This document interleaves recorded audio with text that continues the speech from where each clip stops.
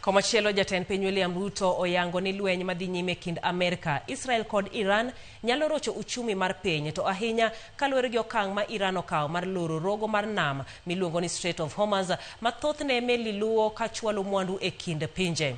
Ruto kata kamano owacho ni sirkal oketo okenge mag geng'o midhiero ma lwenyno kidek kelo. Jatend piny bende osiemo kembe mag mauta madibed ni nigi riekni mag pando mauta mondo okel nok mar mwanduno pacho kae. Kolose kinde rwako pacho jatend piny Mozambique Dan Chapo e kar jot mare ma Nairobi, Ruto owacho ni ka weche odhi matek to nyalo chuno ni sirkal oti kod riekni mamoko e reso midhiero mar mauta.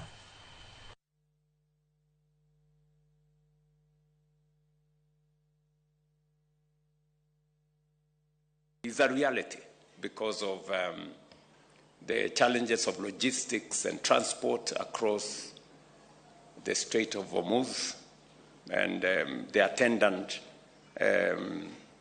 changes of routes, increase in insurance, and many other attendant issues. We are working as a government to see how to mitigate and reduce the effects of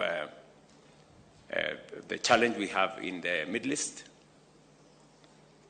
We have also been very clear to our oil marketers and those who have storage capabilities that government of Kenya is not going to entertain any artificial shortages that are meant to benefit profiteers.